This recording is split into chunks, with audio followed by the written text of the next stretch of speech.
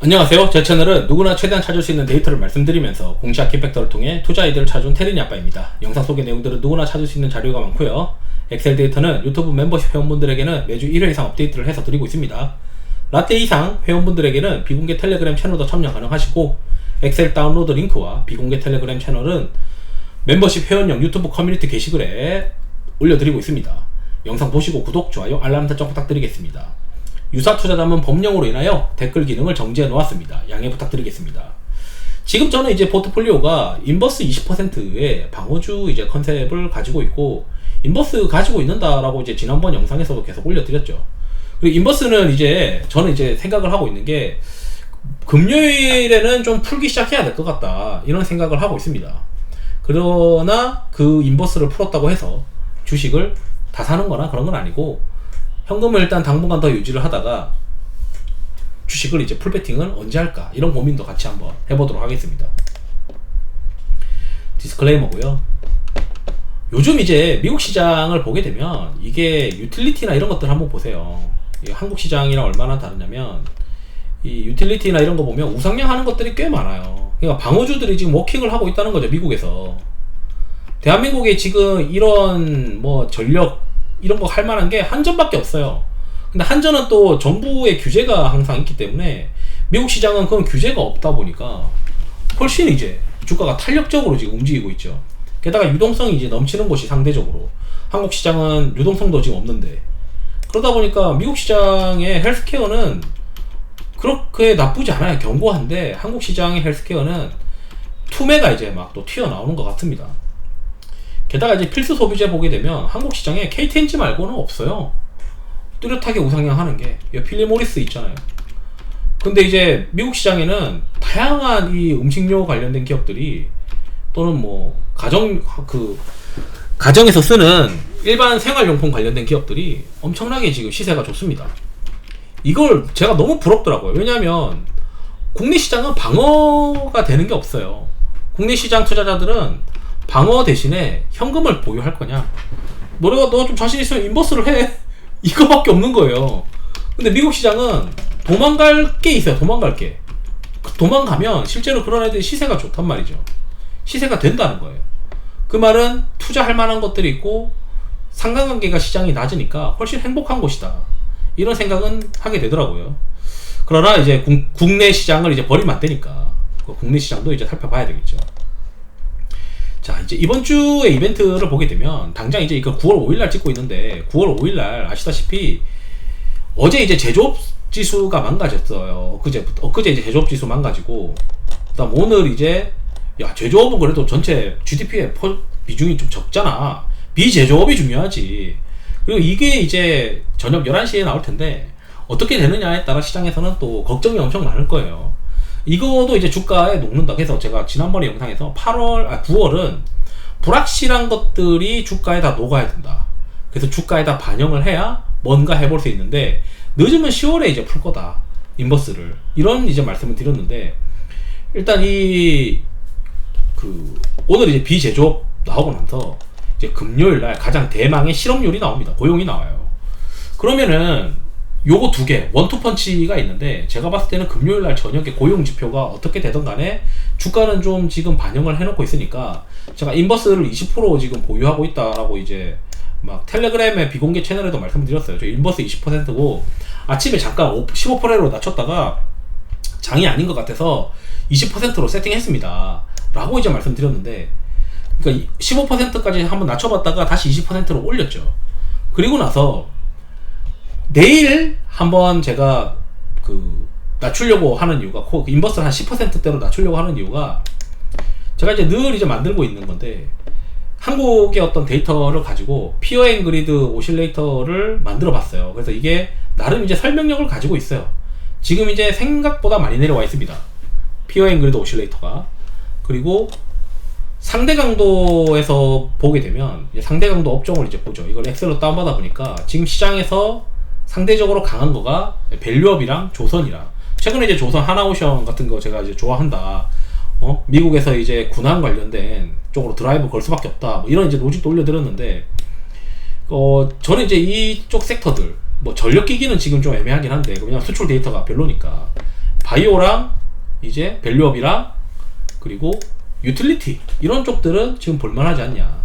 이거 이제 대왕고래라서 이게 아마 올라와 있는 것 같은데 그렇게 생각을 합니다. 그래서 괜찮은 것 같다. 이쪽으로 이제 계속 이제 드라이브를 걸면서 우리가 반등을 노려야 되는데 최근에 이제 매수를 시장이 빠지는데도 불구하고 이 매수를 하는 컨셉들이 비슷해요.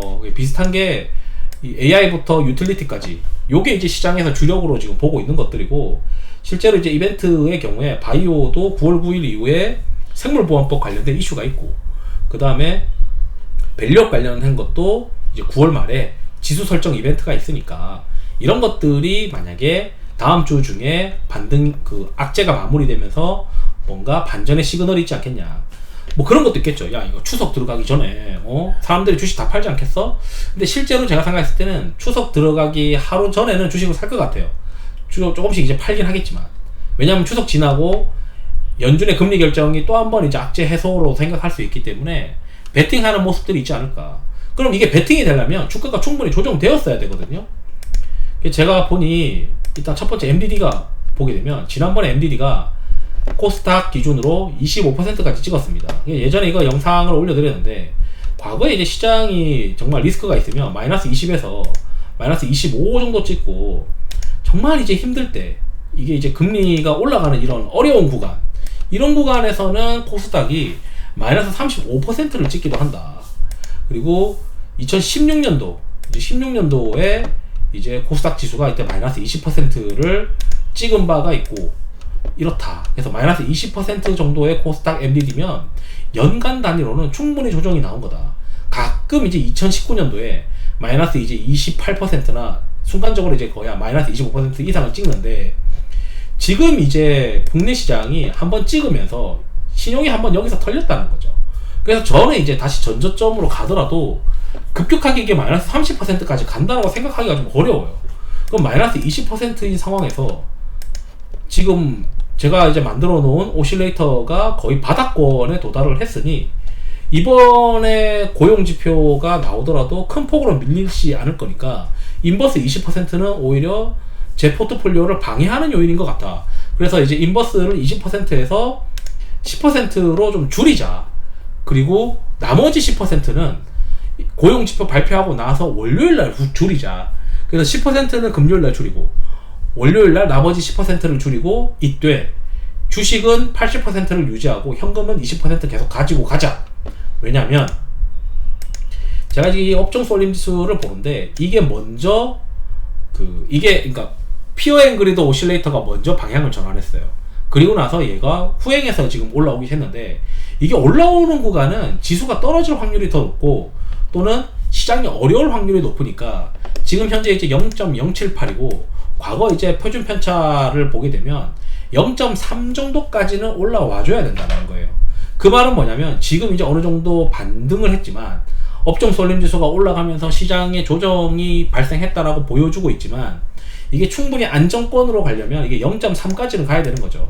그래서 정리하면 인버스는 정리하되 나머지 현금을 주식으로 100% 투입하는 거는 이게 0.3까지는 가야 되지 않냐. 그러면 지금 이게 올라가는 추세니까 대략 한 내일이나 다음 주 월화 중 정도, 월화 수 정도 되면은 이게 주식이 업종 쏠림 지수가 0.3 정도 가지 않겠냐. 그래서 저는 어떤 생각하고 있냐면 이게 충분히 추석 전에 0.3을 도달하게 되면 추석 전날에 주식을 사놓고 추석을 보내자. 그래서 추석 전에 주식을 100%로 한번 베팅을 해보자. 이런 이제 생각을 하고 있어요. 그래서 추석 끝나고 나서 지수가 올라갈 걸 베팅해보자. 이런 이제 생각을 하고 있습니다. 그래서 지금 현재는 말씀드리고 싶은 건 인버스는 풀어야 될 시기인 것 같다. 지금 충분히 주가가 많이 조정이 되어 있다. MDD 20%면은 과거 대비했을 때 많이 빠지긴 했다. 그럼 이것만 보고는 우리가 베팅할 수 없으니까 피어 앤 그리드 오실레이터를 받고 여기 업종 쏠림도 봤는데 업종 쏠림도 0.78이면은 순간 이제 한 며칠 한 3, 4일 정도 계속 이 추세로 가면 0.2 도달하는데 다음 주 중에 도달이 될 것 같다.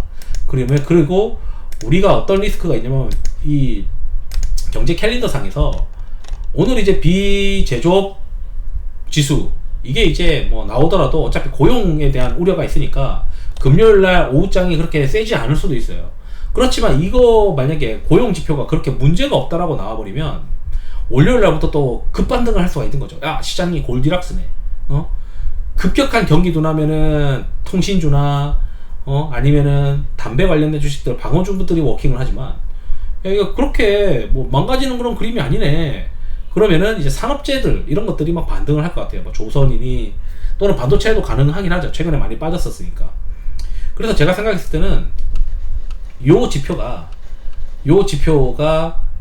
안 될 거다라고 베팅하기에는 너무 지수가 조정을 많이 받았다.